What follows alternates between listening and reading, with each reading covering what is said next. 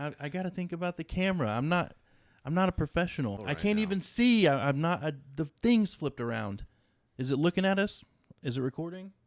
Is it recording? I have no idea. Yeah, me neither.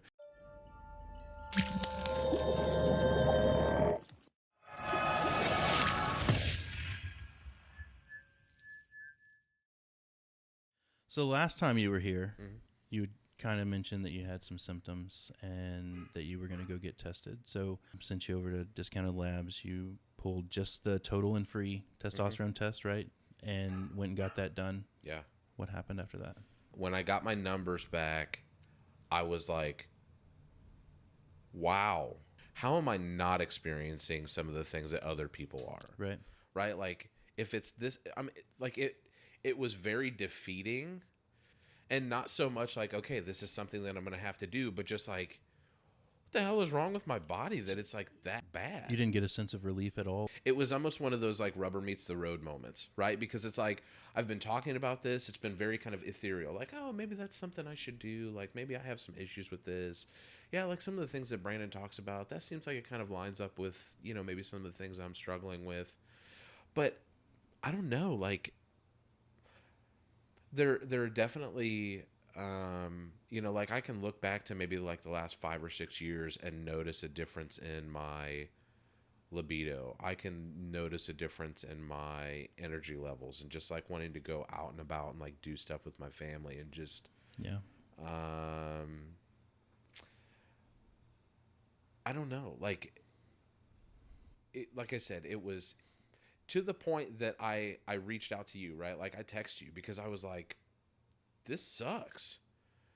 And it wasn't immediately a situation where I'm like, okay, like I'm going to do this. And like, I've got hope. It was like, oh, this is really like disappointing. Like, this is bad. Like, am I going to have to go on like some super dose to even get normal? Yeah. The guys respond to dosing so incredibly different. And, 100 milligrams a week could take you to 2,000 nanograms a deciliter, whereas that's going to take me to, 900. So it varies so much. Like there's no rhyme or reason. Sure. But you won't need a super dose. So what did the test say? What was your number?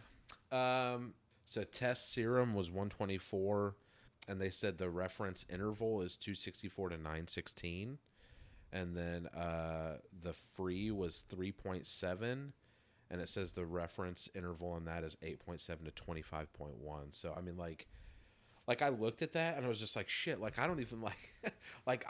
Like you see like, oh, well, I'm just outside of that. Yeah. It's like, I'm not even like, I don't even register on that Right. scale. I'm an outlier.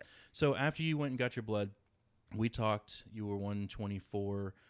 You just pulled total and free. You didn't do LH, FSH, anything like that. So then we talked and I sent you over to the doctor. How did that go? What happened when you saw your doc? Yeah, so it was actually, at first it wasn't super easy because like I called a couple times and they were like, oh, our phone doesn't work. And it's like, okay, that's weird. You're a doctor's office. But fortunately it was like right up the road from my office. And so I just stopped by the office, said, hey, I want to get tested. I've already got, or not get tested. I want to talk to this doctor that I've been referred to. I've already done some labs and I just want to have more of a consulting conversation about moving forward with this. And they're like, all right, great. Filled out some paperwork, and that was on Tuesday, and I had an appointment on Thursday. So it was super quick, great turnaround. Had you decided at that time that you were going to go forward with the treatment? Yeah, so there was probably a 2 to 2.5 week interval between me joining the community and actually going to the doctor's office. And so in that time, I think just being in the community and not being on it, one, it was really kind of odd because I wasn't contributing in a way of like, I'm doing this. What are your thoughts about that? I'm experiencing this. What are your thoughts on, like, it was very like elementary, just kind of like remedial questions. Yeah. Like, I'm not on this. I'm exploring it. What is that like? And so, so go to the doctor's office and really like, I had pretty much decided like, if he's going to put me on T, then I'm going to do it. Which is kind of a hard decision to come to, I think. Like in hindsight, I look at that and it's like, This isn't something where, hey, we're going to put you on this for 6 months and hopefully it improves your condition. It's Yeah. like this is a commitment. Yeah. So yeah, I mean, it was a big decision, a big commitment, and yeah. So go to the doctor's office, and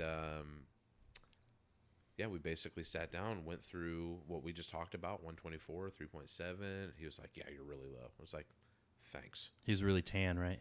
Super So tan. and super jacked. Yeah. So I treated with him for like 2 years in a different office where he actually had to wear a coat, lab coat, doctor's coat, and never knew. And he would talk about like, oh, I like to lift weights. I'm like, yeah, you look a little pudgy.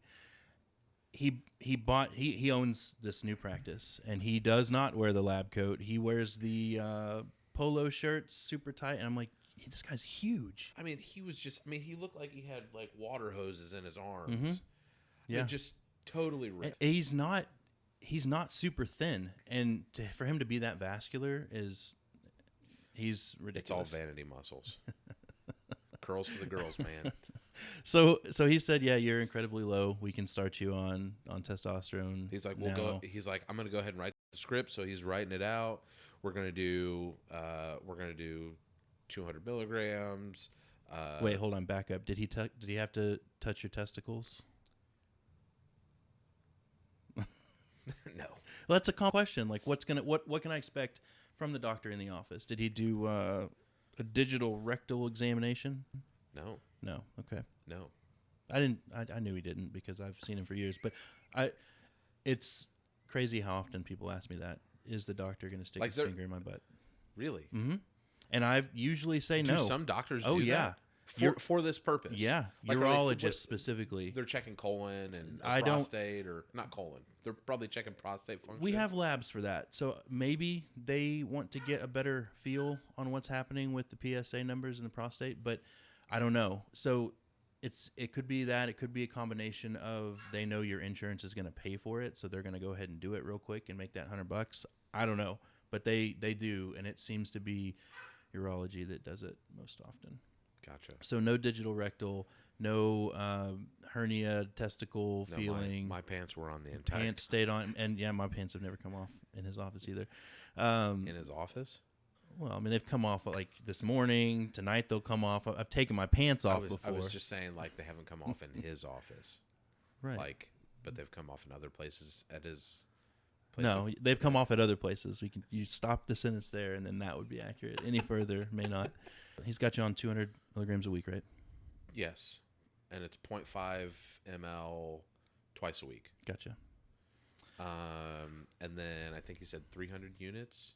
Well, no, he stopped you there, right? And he said you don't need anything other than this one injection of testosterone, and you're good. That's not at all what he said. Oh, what did he say? He said, we're going to put you on 300 units. And then he stopped and he said, are you planning on having kids? And I said, I mean, we're not preventing, but we're not trying, if you catch my drift. All right, we'll put you on a maintenance dose. And then just talk to me if you actually do want to start trying for kids. And we'll put you on like a booster kind of thing a couple months in advance. He didn't say, oh, then you don't need HCG.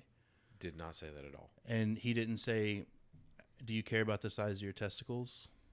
Never came up. Okay, so you're not trying to have kids and presumably don't care about the size of your testicles, and he still wanted to prescribe you HCG. Yes.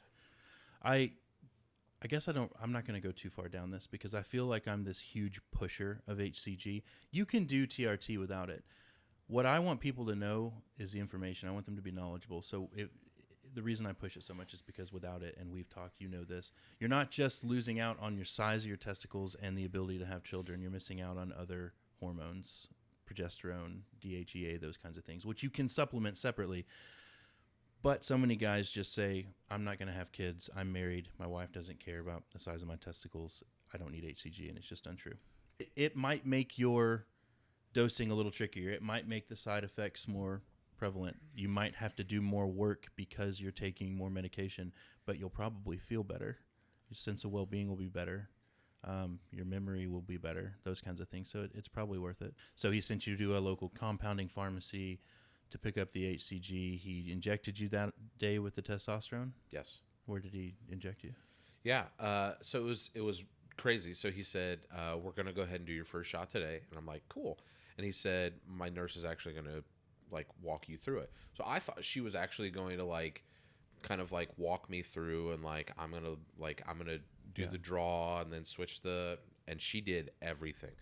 But she was super she was really really I don't want to say slow, but she was very like Thorough. Methodical about it and very thorough about explaining everything. And I mean, it for me, being a person that's very like, I just want to know exactly what I'm doing so that way I don't F this up. It was awesome. Did it take her 20 seconds to push the injection? Maybe. Yeah. And that was, I think, part of just her being like, hey, you're going to do this slow. You don't want to press too hard. Like, the thing that I feel like I've seen a lot, and I asked this question about like, you know, what determines like gel or pellet or injection or, you know, sub-Q or IM or whatever. It seems like, you know, like if you go to a oncologist, right, because you have cancer, there's maybe a little bit of a window there in terms of how people treat. Yeah. But there's probably just kind of like a general kind of, this is where you stay. And it seems to me like there's a broader spectrum in TRT in terms of the way that doctors treat. Do you think that's because there's so many options, or do you think it's because there's so many opinions from different doctors and so many different studies? And I think like, where do you think that comes from? Oncologists are specialized in oncology. There is no testosterone doctor. Right. So I think what you get is, and two, oncologists make a ton of money. They make a ton of money to know everything there is to know about oncology and cancer and how they're going to nail it, right? Right. There's no money in testosterone. Your doctor probably made, like, I don't even know how to throw out a figure. He didn't make anything. There was an office visit, and that's it. So, what, 50, 75, $100? Small. He's got to pay for those gym visits somehow. Got to pay for those gym visits. So I just think it's small potatoes, and he is one that is specialized in hormones. But for a general practitioner, they're gonna make more money knowing a little bit about everything than they are, a bit about testosterone. So one of the things that I've seen people post about in the community is people talking about going and getting their shots done. Mm-hmm. Are there clinics that do that because that is profitable for them? Yeah, and there are some guys that like that, and because that's they don't fine. have to worry about loading and storing, going and buying it. They don't have to worry about anything. They walk into the office on their lunch break. It takes 7 minutes. I've done that at the Low T Center. It takes 7 minutes from the time you get out of your car to the time you're back in your car. They take you back. They inject your glute. Yeah, it's quick and it's easy. And then, oh, by the way, it's $75 a week. So, yeah, it's an option, but they do it because they're making more money. You think we just lost video? Was it just you that they treated badly, or was it the clinic in general just had poor customer service? I don't know. No, they had great customer service. I think that something about their patient care was bad. For me, it just felt like they were stringing me along. They started me at a dose that was really low. I expected them to be the experts, and they started me at a dose that was so low without HCG that really after about 4 weeks, my numbers were lower than when I started because my natural production had stopped because they were giving me some, but they weren't giving me enough. And they would bump me up like 10 milligrams every 3 weeks or something. I mean, it was just, I felt like they were dragging their feet to get me dialed in because they knew that once I got there, I would leave and go treat with somebody that was more affordable. It's better for business to treat than to cure. Yeah.